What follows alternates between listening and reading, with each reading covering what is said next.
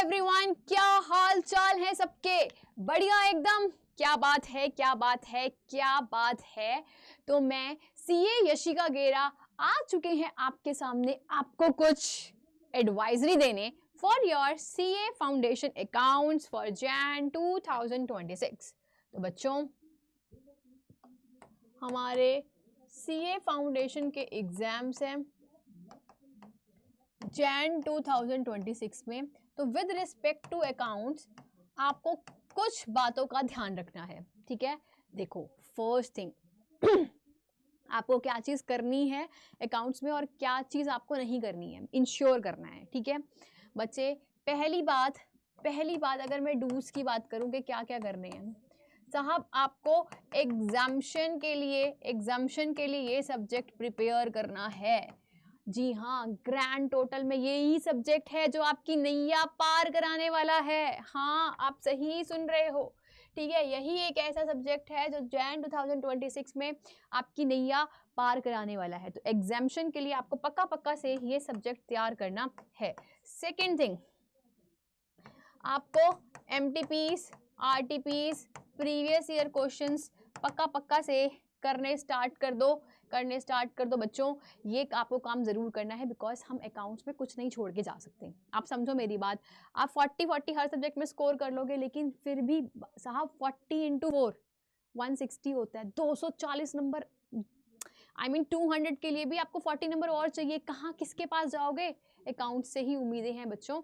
आपको पक्का से इस पे काम करना है, ठीक है। उसके बाद आप सभी बच्चों को एमटीपी, आरटीपी ये सब करने के लिए बाद आपको अभी से ही शॉर्ट नोट्स में काम करो, जो कि आपके एग्जाम से पहले काम आने वाले हैं, ठीक है। स्टार मार्क बना लो, स्टिकी नोट्स लेकर पेस्ट कर दो कि हाँ ये पॉइंटर्स इंपॉर्टेंट है और मुझे एग्जाम से पहले इनको ज़रूर देखना है, ठीक है। नेक्स्ट, आपको अपने 15 मिनट्स जो आपके एग्जाम से पहले मिलने वाले हैं, उस 15 मिनट्स में आपको ये डिसीजन ले लेना है कि आपको कौन सा क्वेश्चन, ऑप्शनल क्वेश्चन जो आता है उसमें से कौन from the list of the questions कौन सा क्वेश्चन आपको पर्टिकुलर नहीं करना है। तो आप ये हैबिट बिल्डअप कर लो बच्चों कि इस 15 मिनट में आपको पक्का से इस डिसीजन के ऊपर आप पहुंच जाओ। आप सभी बच्चों को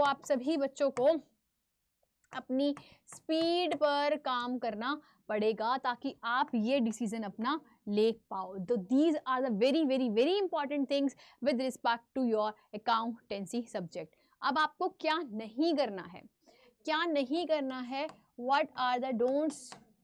साहब, आप सभी बच्चों को स्किप नहीं करना क्वेश्चन।